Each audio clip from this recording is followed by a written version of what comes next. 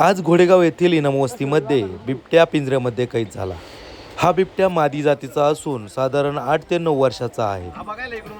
गेल्या काही दिवसापासून वारंवार हा बिबट्या दिसत असल्याने या परिसरामध्ये भीतीचं वातावरण होतं। ग्रामस्थांच्या मागणीवरून या ठिकाणी वन विभागाने पिंजरा लावला होता।